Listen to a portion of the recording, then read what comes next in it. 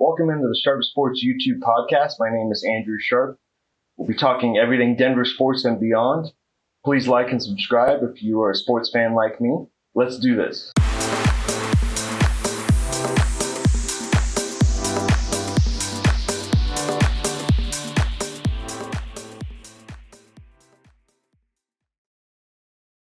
Welcome into the Sharp Sports YouTube podcast. My name is Andrew Sharp. Sharp Sports 82 on X.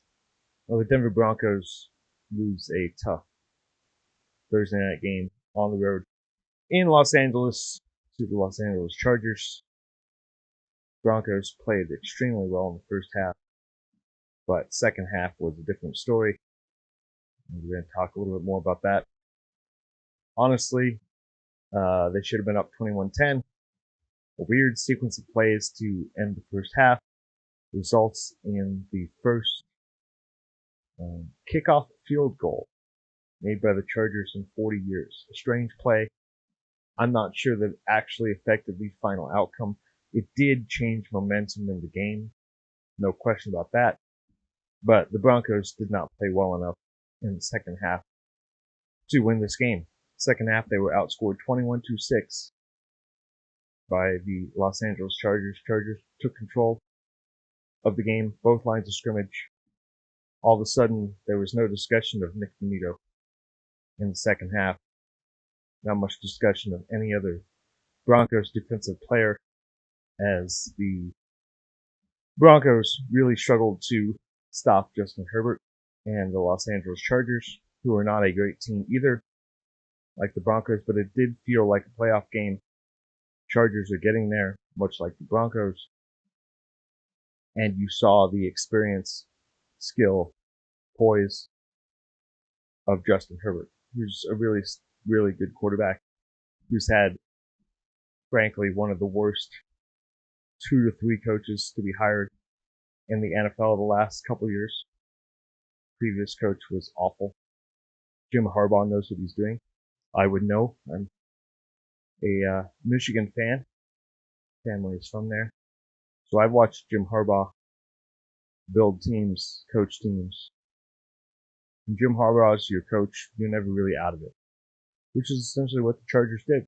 They just kept playing. And unfortunately for the Broncos, tough loss. But Broncos still have pretty good playoff odds. We'll get into that a little bit later. But Broncos also were not able to run the ball, which with a lead coming out in the third quarter would have been a perfect time for the Broncos to run the ball, keep Justin Herbert and the Chargers sitting on the sideline, and the Broncos were not able to do that. So, didn't like the balance in the second half. Loved the balance in the first half. Tweeted about it. Was very happy with it. But in the end, Broncos only had 21 rush attempts. And Bo Nix had 3 of those. So really 18 rush attempts versus 40 throws by Bo Nix. Now, there were some easy ones that Bo missed. He's definitely in a bit of a, I would call it a slight rut. I think it's more about what I talked about a couple days ago. I think that the league has adjusted to what he does well. And now it's going to be incumbent on Bo to readjust his game. And unfortunately, that might take a little longer into the off season. But we're worried about right now. And what's more disappointing about this loss is that you saw everything the Broncos could be, should be, hopefully will be in the future with Bo Nix at the helm. First half was exactly what I've been hoping for all season long. But second half was not good. Fourth quarter especially was quite poor. Broncos could not really generate a pass rush. Clearly this Broncos secondary, I didn't quite realize how bad they missed Riley Moss. Hopefully Riley Moss, apparently he was held out of this game because of the quick turnaround and will be available next Saturday in Cincinnati against the Bengals. I sure hope he plays, because the Bengals have two very, very good wide receivers. So the Broncos will have their hands full in Cincinnati. But the Broncos lose this game. They're still viable. I believe in this team. I think this team will take this loss, able to process it, watch the film, and hopefully come back to play their final two games against two very good opponents for the 2024 NFL season.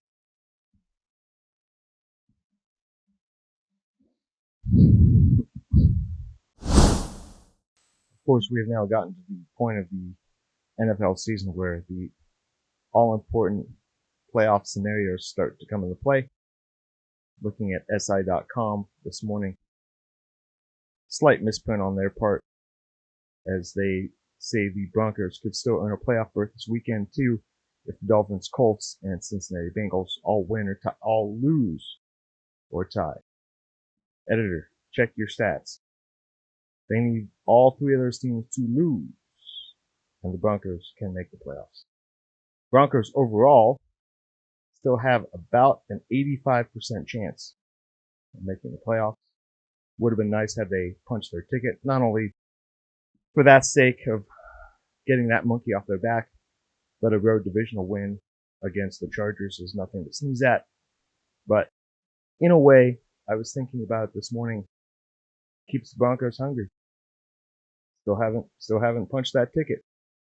Had they done it last night, I've been very happy, but that also means the final two games don't have the urgency that the next two do. It'll be interesting to see how the Chiefs fare, as Patrick Mahomes was injured last week, says he's going to play these games coming up, because the Chiefs are playing on Christmas Day. It'll be real interesting to see if that final game against the Chiefs here in Denver has playoff implications. If it does, Broncos got to win. But there's no reason why they can't go to Cincinnati and win. Cincinnati's offense is quite potent, but Cincinnati's defense is there to be had. So Broncos are sitting in the 7th seed right now. In the hunt, Indianapolis Colts at 8, Miami Dolphins at 9, Cincinnati Bengals at 10 in terms of the AFC ranking. Good thing for the Broncos is they're only fending off 3 AFC teams, as after the Cincinnati Bengals, we go into the dreck of the league. Cleveland Browns 3-11, Jags 3-11, Jets 3-11, Titans 3-11, Patriots 3-11, and the lowly Las Vegas Raiders at 2-12. Sure feels good for the Broncos not to be living in that category anymore. Category in which, unfortunately, they have definitely resided in at certain points in the last 8 years. So, Broncos are looking good. Don't panic. It's a week-to-week league. I could totally see the Broncos going to Cincinnati, making some defensive adjustments, maybe get a pick six or a special teams touchdown on the Bengals. They tend to play some undisciplined football at various points. This isn't time to panic. Would have been nice to clinch last night? Absolutely. Would have been great. Not just to clinch, but for a road, as I said before, a road divisional win. But don't overreact to one game.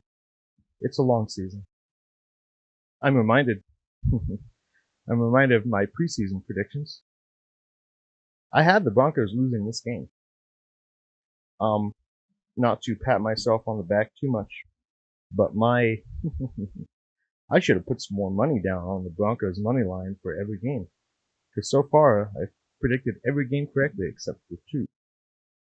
Two that I have gotten wrong. One that I didn't think they could win, which was at Tampa Bay, and at the New York Jets. They won both those games. But other than that, I had pretty much all of their... Oh, I'm sorry, one more. I thought they would win against the Chargers. I split the series, losing last night, winning at home. So, Broncos, take care of your business. This is a young team. It's getting there. Clearly, there are things that need to be addressed in the offseason. I'm still very optimistic about their chances. So are the numbers. My optimism is not based on my opinion, it's based on facts of 85%. But this is a crazy league. You cannot take anything for granted in this league. It's very hard to make the playoffs. Ask the Jets. So Broncos, take care of business next Saturday in Cincinnati, and let's clinch a 2024 NFL playoff spot. The task ahead of the Denver Broncos against the Cincinnati Bengals is not an easy one. Joe Burrow is an amazing player. Jamar Chase is an amazing player. T. Higgins is an amazing player. But the Bengals, according to Stat News, I want to double check. Bengals, since December 19th, 2022, December 19th, 2024 now, have an 8-8 record at home. 500 record at home. So, Broncos, watch the film, take your mini bye, go play in Cincinnati, earn your playoff spot, and I think it's more than capable they can do that. A few adjustments here and there. As I said earlier, maybe a Joe Burrow pick 6, or a Marvin Mims punt return for a touchdown, combined with a slightly better running game from the Broncos, and you can clinch your 2024 AFC wildcard ticket to the 2024 NFL playoffs. Now, unfortunately, it looks like you'll be the 7th seed going to Buffalo instead of to Pittsburgh, so the Russ revenge game may no longer be in play. But it's a wild league. Everyone's playing competitive games towards the end of the season. Take nothing for granted and see how you fare. Once again, my name is Andrew Sharp, Sharp Sports 82 YouTube podcast. Thank you for your viewership. Thanks for the likes. Thank you for the comments. And I look forward to talking to you in about a week when the Broncos take on the Cincinnati Bengals. Thanks for tuning in.